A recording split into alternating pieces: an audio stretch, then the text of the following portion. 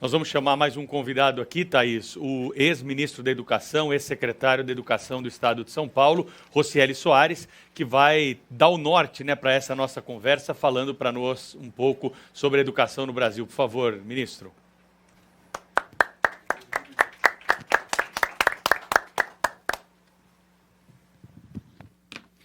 Boa tarde a todos, é um prazer estar aqui com vocês. Quero cumprimentar, deixar um abraço ao Johnny Saad, presidente da Band, e em nome dele cumprimentar a todos os membros aqui da Bandeirantes, cumprimentar a Thaís Freitas e aqui o nosso Pedro Campos, que estão apresentando, e os colegas que vão estar debatendo aqui, o Fernando Schuller, o Zé Pastore, o Daniel de Bonis, o Olavo de Nogueira e o Alexandre, que foi um grande parceiro durante a pandemia também da educação, discutindo muitos temas. Eu acho que a gente está aqui hoje numa data especial, estamos falando de 85 anos da Rádio Bandeirantes e falando de educação, o que primeiro temos que felicitar, Nós precisamos, acho que o primeiro grande ponto para o Brasil dar um salto na educação é colocar a educação verdadeiramente como uma prioridade nesse país. A primeira coisa que nós precisamos fugir é ser uma prioridade apenas verbal, Todos os candidatos chegam, dizem que é prioridade, educação é prioridade, mas na hora da realização isso já não fica tanto assim. Especialmente em nível federal, que a gente vive hoje um momento muito difícil da educação, pela falta de liderança, falta especialmente de protagonismo num dos momentos mais difíceis. E aí eu gostaria de começar comparando educação com a economia. A economia brasileira, desde a década de 90, especialmente, foi colocada como um centro, o controle da inflação, o controle da moeda.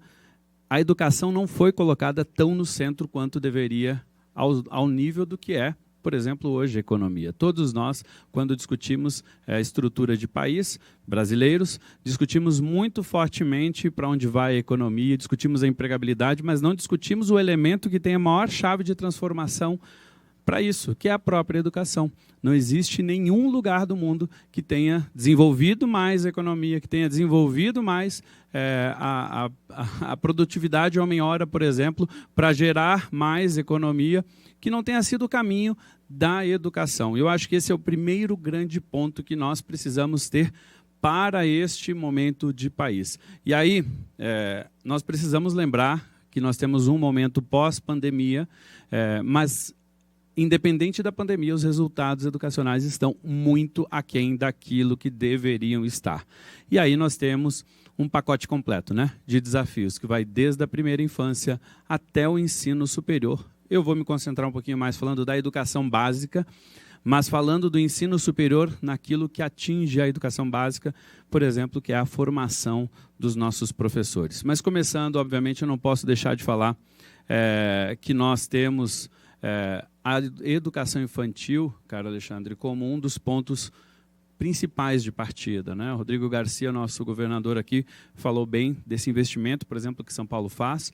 Nós temos hoje uma necessidade ainda de investimento na primeira infância primordial, que é justamente para quem mais precisa e ainda não tem o acesso a tudo aquilo que a criança, nos 1000 primeiros dias, essencialmente, que é o principal momento de formação do ser humano, são os primeiros 1000 dias. Você que é pai, você que é mãe, que nos assiste e nos ouve, é importante demais este período na formação. E a educação precisa trazer, com mais força, mais energia, a garantia para que esse processo se dê.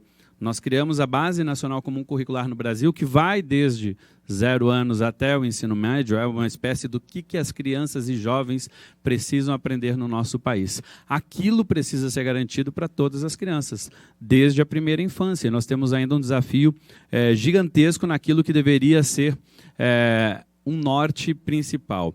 Aí nós temos um desafio gigantesco na alfabetização. Nós temos hoje ainda crianças que estão longe do processo de alfabetização, especialmente no momento adequado, na idade adequada. Começa pelos erros na educação infantil, mas acabamos carregando. E aqui, obviamente, muito piorado na situação da pandemia. Nós teremos nos próximos anos, não tem como debater educação de longo prazo, sem termos clareza de como que a gente vai recuperar a aprendizagem desta geração que já está marcada por essa pandemia. A alfabetização, aliás, de tudo aquilo que os nossos currículos e os nossos documentos hoje no Brasil trazem para a educação que nós desejamos, nós precisamos ter o pé no chão e lembrar que é degrau por degrau. Não adianta avançarmos para além daquilo que nós não estamos entregando hoje no Brasil. A alfabetização precisa ser central. Aliás, essa é um alerta muito forte, que inclusive o documento da Educação Já, do Todos pela Educação, traz, é um dos alertas, né? Por assim dizer, tem 10 lá muito bem desenhados, mas é um dos pontos mais centrais que nós precisamos trazer no Brasil. Obviamente, não dá para deixar de falar do 1º ao 5º ano, e aí do 6º ao 9º ensino médio, na aprendizagem, as avaliações que nós temos tido, né? O Brasil, na última edição do SAEB, que teve o resultado do IDEB, que é o indicador, ele teve um crescimento na última, por exemplo, no ensino médio. E teve resultados razoáveis, né, apontando que o Brasil poderia começar a voltar a crescer, e vem uma pandemia. Não sabemos se aquilo seria uma tendência efetiva ou se foi um momento, um retrato, né, daquele momento. Mas uma certeza nós temos, né? Os próximos resultados já começam a chegar e demonstrando a tragédia que nós temos com a pandemia, por ter sido um dos países que mais demorou a voltar às aulas, por ter sido um dos países que menos discutiu o que interessava nesse processo de volta às aulas, que era a aprendizagem. Nós acabamos perdendo muito tempo em outras discussões e não brigamos da maneira ou da forma ou o suficiente para que pudéssemos ter voltado às aulas o mais rápido. Como a pergunta que eu sempre dizia enquanto estava como secretário nesse momento a pergunta não é se devemos voltar. A pergunta que nós deveríamos ter feito durante toda a pandemia é o que precisamos fazer para voltar. E isso faltou muito ao Brasil, isso demonstra o nível de prioridade. O que aconteceu? Aqui no estado de São Paulo, nós fizemos avaliações, tanto durante a pandemia como agora ao final da pandemia, e são devastadores, né? Aquela tendência de crescimento, que obviamente já não esperávamos mais, mas teve a maior queda na história em português e matemática, e falando só de português e matemática, para comparar com o próprio histórico do SAEB. Nós tivemos a maior queda em matemática, em um número tão ruim aqui no estado de São Paulo, que não teve nenhuma das avaliações ao longo da história de São Paulo. Para aumentar ainda mais os desafios, aqui no estado de São Paulo, para além do cognitivo, da aprendizagem, que obviamente é essencial, português e matemática, nós tivemos também uma avaliação socioemocional, que foi feita ao final do ano de 2019. E aí é algo fundamental. Para quem é empresário, geralmente contrata pelo que a pessoa conhece, mas demite pela falta de outras habilidades, da convivência, do autocontrole, da autogestão. Ou seja, são competências que são ensináveis, são possíveis de estar e devem estar dentro da escola, isso está na nossa base, isso tem sido apontado. Mas mais do que isso, vivemos hoje uma crise de convivência que já era um sinal amarelo pré-pandemia, com dados que eram muito ruins. Vou dar um exemplo de uma socioemocional na avaliação que foi feita ao final de 2019, portanto, antes da pandemia. A empatia, ou seja, a condição de me colocar no lugar do outro, entender a posição do outro. Esta competência, quando fizemos a avaliação, ela estava com em torno de 23%, em média, entre todas as etapas, 23% dos alunos dizendo, eu não tenho isso desenvolvido. Ou seja, 23% dos alunos do estado de São Paulo disseram, eu não consigo me colocar no lugar do outro. Após a pandemia, nós somos o único lugar que fez uma antes e fez uma agora, uma avaliação, que é uma autoavaliação, né? Como o aluno se enxerga no desenvolvimento dessas competências. Agora, no final deste ano, de 2021, nós tivemos uma avaliação onde estes mesmos alunos que se enxergavam lá 23%, dizendo que não tinham o instrumento da competência desenvolvido da empatia, saltou para mais de 43% dos alunos que se enxergam nessa situação. E esse número casa com aquilo que a gente está vendo nas escolas, públicas e privadas, o aumento da ansiedade, o aumento da angústia dos nossos jovens, ou seja, o aumento das dificuldades da própria convivência. E eu estou dando exemplo de uma competência. Eu poderia falar da criatividade, eu poderia falar de outras competências que também estão faltando. Portanto, o diagnóstico desse momento que nós temos aqui no Brasil é uma diminuição da aprendizagem drástica, da aprendizagem, entre aspas, tradicional, o que a gente costuma saber, né? Aí em casa, pai e mãe que nos assiste e nos ouve, né? Da matemática, do português. E temos um outro aspecto que é aqueles que vão envolver todo o resto do desenvolvimento das competências do século XXI, as socioemocionais, que tem uma queda ainda mais drásticas.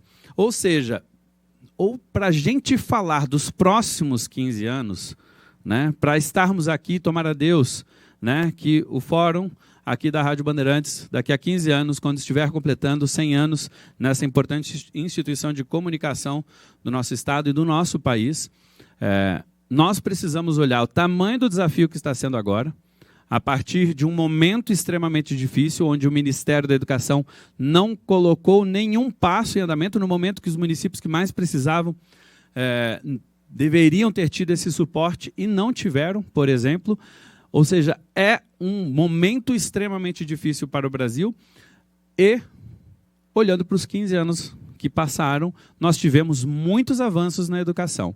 Né? Da década de 90, é importante destacar, o Brasil teve avanços importantes na educação, como a inclusão de muita gente dentro da escola, e lugar de menino é dentro da escola. A década de 90 foi importante no início desse processo de inclusão da obrigatoriedade e de colocar os jovens dentro da escola. Hoje o nosso desafio está na qualidade, e os últimos 15 anos têm mostrado que o crescimento não é suficiente para que a gente possa dizer que esse país está realmente avançando e preocupado com a educação. E eu acho que esse é um dos grandes desafios que nós teremos nessa próxima gestão agora, seja ela federal, sejam as estaduais e, obviamente, as municipais, que ainda têm a continuidade deste mandato. Não tem como a gente falar de desenvolvimento no nosso país, falar de empregabilidade no nosso país, enquanto os jovens saem das nossas escolas sem aprender o básico e sem saber para o que estão sendo formados no futuro. A escola não tem dialogado da maneira como deveríamos, e essa é uma das grandes mudanças, seja no ensino fundamental, que tem que ter cada vez mais uma escola atrativa, né? A adolescência nós acabamos perdendo, seja no ensino médio, que muitas vezes não conecta com o futuro, com o projeto de vida, com o sonho desses jovens, e nós vamos perdendo dentro da educação esses jovens, porque eles não sabem o porquê de estar aprendendo matemática, o porquê de estar estudando química. E são, por exemplo, matérias fundamentais. Eu dou sempre exemplo de que eu, querido Pedro Campos, sempre quis ser advogado quando estava na escola. E quando eu estava estudando, eu ia para a escola, todo mundo já deve ter passado por isso, né? Eu assistia às aulas de química e dizia, meu Deus, o que estou fazendo aqui, né? Eu quero ser advogado, química para mim não faz sentido. Por que eu estou estudando isso? Hoje aqui. Vai fazer essa pergunta? Eu tinha separado essa pergunta. Ótimo, porque eu só fui entender isso quando eu saí da escola. Quando eu já tinha me formado, me tornei advogado, fui advogar e peguei um caso que envolvia contaminação de água numa cooperativa habitacional que eu estava advogando na época. E eu tive que voltar, após a escola, a estudar química. Só que na escola nunca dialogaram, olha, a vida vai te apresentar. E, gente, a química está em tudo que é lugar da nossa vida, né? Desde a culinária. O menino, ontem eu estava conversando com um aluno, ele dizia, eu quero ser chefe de cozinha. Então eu disse, tu deve adorar química. Então eu disse, não, eu odeio química. Ele disse, pois é, mas tudo que você vai fazer na vida ali é química. Veja, como às vezes uma comunicação, como uma forma de colocar, a partir do projeto de vida, a gente pode alavancar a educação desses meninos. Nos falta muita coisa, mas eu acho que a principal começa pela prioridade. E eu não poderia deixar de dizer que, obviamente, para transformar a educação, nós precisamos das pessoas. Assim como eu tive professores que fizeram a diferença na minha vida, eu tenho certeza que qualquer um dos debatedores, qualquer um dos apresentadores poderão dizer que teve um professor ou uma professora que fez uma diferença enorme na nossa vida. E assim foi comigo. Investir nos nossos profissionais é fundamental. Investir nas pessoas que vão transformar é fundamental. Investir para atrair mais talentos para serem professores é fundamental no nosso país. A formação inicial, e aqui deixar uma provocação também para os debatedores, não dá para a gente continuar com essa formação inicial que nós temos aqui no nosso país. Não é a crítica ao professor. Isso é importante, não é a você, professor. A crítica é ao sistema que não forma adequadamente o professor para chegar na sala de aula. Não mostra hoje as metodologias que a ciência, meu querido Alexandre, vem mostrando, né, como eficazes dentro da educação. Muitas vezes a gente não mostra dentro da faculdade. Vou pegar o exemplo do curso de pedagogia. O curso de pedagogia forma o super profissional na educação. Ele é o responsável por 0 a 3 anos na educação infantil. Ele é o responsável por tantos 1000 dias. Ele é responsável por 4 e 5 anos, que é obrigatório, já onde começa a obrigatoriedade. Ele é o responsável pela alfabetização, pelo primeiro ou 5º ano inteiro, em todas as disciplinas, português, matemática, história, todas elas, do 1º ao 5º ano, é responsável por formar o gestor da educação, o coordenador pedagógico, o professor de educação de jovens e adultos em todas as matérias. O cara que é pedagogo pode dar lá aula de física, de química na educação de jovens e adultos. Ora, uma profissão que é tão fundamental, que deve atrair os talentos, não pode formar desta maneira como nós estamos formando. Querido Alexandre, você que trabalha com a ciência lá no Einstein, nós não temos, na maioria das universidades, uma disciplina no curso de pedagogia que fala do desenvolvimento do cérebro humano e de como a gente aprende, de ciência, lá dentro mesmo, né, para mostrar para o futuro professor como ele deve fazer. Além do mais, formamos esse generalista. Muitas vezes, e eu nem vou entrar no mérito, sem falar das estratégias, que a gente acaba falando pouco, das estratégias de aprendizagem. O que eu quero dizer é, a gente tem uma grande certeza na educação. A grande mola transformadora são os nossos profissionais da educação. São eles que são as pessoas que estarão dentro da escola. A gente precisa valorizar mais e atrair mais talentos para essa profissão tão importante. E o Brasil não faz isso. E faz uma formação distante da prática.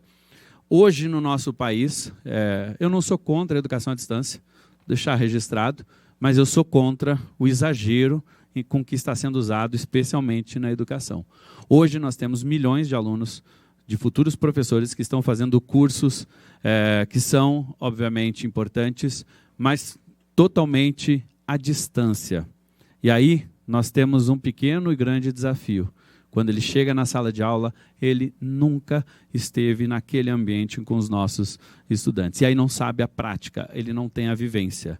Eu duvido que qualquer um de nós nesse estúdio quisesse ser operado por um médico que nunca tivesse testado esse conhecimento, que não tivesse sido supervisionado por outros profissionais. É disso que nós estamos falando que acontece na formação do nosso país. E aí viramos um ciclo, nós não formamos bem este profissional, e de novo, não é a culpa do profissional, a culpa é do sistema que precisa ser revisado para que possamos dar mais condições para essas pessoas, que batalham e vão atrás sempre para tentar cobrir essas lacunas. E no final das contas, nós temos um ciclo que precisa ser quebrado. O Brasil está muito mal no PISA, o Brasil está muito mal no SAEB, será pior agora por conta da pandemia, mas nós precisamos olhar para o desenvolvimento do nosso país com um olhar de que a educação precisa ser tão prioridade quanto a economia no nosso país. Eu espero que os presidenciáveis, eu espero que os candidatos ao governo, seja do Estado de São Paulo ou do Brasil, de outros estados brasileiros, coloquem de fato a educação, né, acima de discussões políticos partidárias, que a gente consiga construir um acordo nesse país que realmente coloque a educação como prioridade, e eu acho que esse é um dos nossos grandes desafios que nós temos. Obviamente que desenhar cada vez mais estratégias sólidas de investimento, colocar mais recursos na educação, tudo isso é fundamental, mas nós precisamos criar um pacto real na educação para colocar prioridade, e a discussão precisa ser as crianças e os jovens em primeiro lugar e o que a gente precisa dar de suporte. No final das contas, é investir naquilo que há de mais valioso nas nossas vidas. Quem é pai, quem é mãe, sabe que o que há de mais valioso nas nossas vidas, né? Quem é vô e vó também, ainda não cheguei lá, graças a Deus, ainda, né? Meu filho estiver ouvindo, calma, não precisa ter pressa. Chega lá, mas espero que não tenha pressa. Mas são as crianças, são os jovens, que é o que há de mais precioso nas nossas vidas. E nós não colocamos isso em primeiro lugar. Queria agradecer muito a oportunidade. Esse é um tema sempre muito apaixonante, e agradecer a Bandeirantes por estar colocando mais uma vez a educação em pauta nesse tema, e pela qualidade dos debatedores estarei acompanhando, porque tenho certeza que sairão daqui grandes ideias e um grande debate para contribuir com a educação no nosso estado e no nosso país. Muito, muito obrigado e uma boa tarde a todos.